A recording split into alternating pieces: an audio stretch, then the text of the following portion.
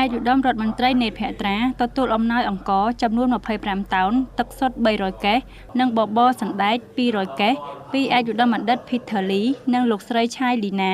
ដើម្បីចែកជូនដល់វីរៈកងទ័ពនៅតាមតំបន់និងជនភៀសសឹកដោយការឈ្លានពានរបស់យោធាថៃអំណោយជាស្បៀងអាហាររួមមានអង្ករចំនួន25តោនទឹកសុទ្ធចំនួន300កេសនិងបបរសណ្ដែក200កេសរបស់លោកបណ្ឌិត Peter Lee ប្រធានក្រុមហ៊ុន OBOR Royal Construction Group IR និងលោកស្រីឆាយលីណាអគ្គនាយករងវិទ្យុជាតិកម្ពុជាបាននាំយកមកជូនឯកឧត្តមនេតភក្ត្រារដ្ឋមន្ត្រីក្រសួងព័ត៌មាននៅព្រឹកថ្ងៃទី18ខែធ្នូឆ្នាំ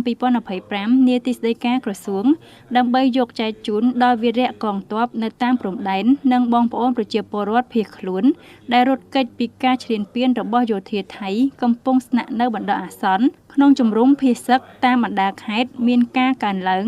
ដល់ប្រមាណ430000នាក់ឯកឧត្តមរដ្ឋមន្ត្រីនេតភក្ត្រាក្នុងនាមជាថ្នាក់ដឹកនាំមន្ត្រីរាជការក្រសួងព័ត៌មានសូមថ្លែងនូវអំណរគុណយ៉ាងជ្រាលជ្រៅចំពោះលោកបណ្ឌិត Peter Lee លោកស្រីឆាយលីណាព្រមទាំងក្រុមគ្រួសាររួមទាំងថ្នាក់ដឹកនាំបុគ្គលិកក្រុមហ៊ុន OBO Royal Construction Group IR ដែលបានផ្ដល់ជំនួយជាអង្ករចំនួន25តោនទឹកសុទ្ធ300កេសនិងបបរសណ្ដែក200កេសមកក្រសួងព័ត៌មានទឹកចិត្តដល់ប្រពៃថ្លៃថ្លានេះបានបង្ហាញពីមនោសញ្ចេតនាសេចក្តីរាប់អាននិងការចូលរួមចំណែកយកចិត្តទុកដាក់ខ្ពស់របស់លោកបណ្ឌិតលោកស្រីនិងក្រុមគ្រួសារលើការងារសប្បុរសធម៌និងកិច្ចការសង្គមតាមរយៈក្រសួងព័ត៌មានជាពិសេសដើម្បីចែកជូនដល់ប្រជាពលរដ្ឋភៀសសឹកនៅតាមព្រំដែន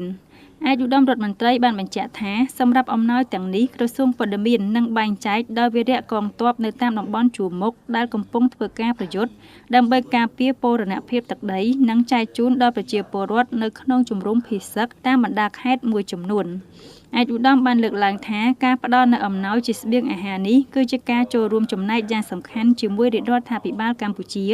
ដើម្បីចែករំលែកការលំបាកជាមួយប្រជាពលរដ្ឋភៀសសឹកក្នុងស្ថានភាពព្រំដែនបន្តទទួលបានការឈ្លានពានពីកងទ័ពថៃឆ្លៀតក្នុងឱកាសនេះឯកឧត្តមរដ្ឋមន្ត្រីនេតភក្ត្រាសូមជូនពរលោកបណ្ឌិតលោកស្រី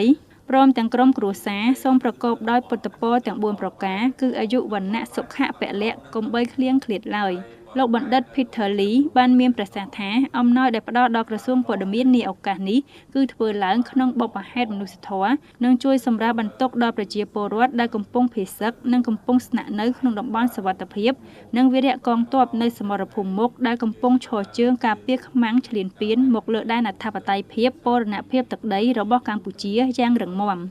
គួររំលឹកថាក្នុងរយៈពេលកន្លងមកនេះក្រុមហ៊ុន OBOR Royal Construction Group IR បានផ្ដល់នៅអង្គរជាច្រើនតោនដល់ក្រសួងព័ត៌មានដើម្បីជាការគាំទ្រដល់កិច្ចការមនុស្សធម៌និងកិច្ចគាំពារដល់មន្ត្រីដែលឯកឧត្តមរដ្ឋមន្ត្រីតែងតែផ្ដល់ជូននៅស្បៀងអាហារប្រចាំខែសម្រាប់សម្រាលបន្ទុកដល់អ្នកមានការខ្វះខាតនិងជួបការលំបាកក្នុងជីវភាព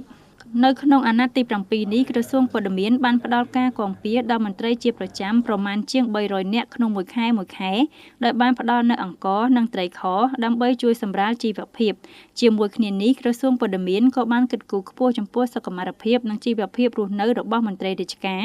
និងបងប្អូនអ្នកសារព័ត៌មានដោយក្រសួងព័ត៌មានបានសហការជាមួយមជ្ឈមណ្ឌលរោគវិនិច្ឆ័យ Biomedic ដើម្បីទទួលបានការបញ្ចុះតម្លៃ 30% លើសេវាពិនិត្យសុខភាពសម្រាប់មន្ត្រីរាជការក្រសួងព័ត៌មាននិងអ្នកសារព័ត៌មានរួមទាំងក្រុមគ្រួសារផងដែរ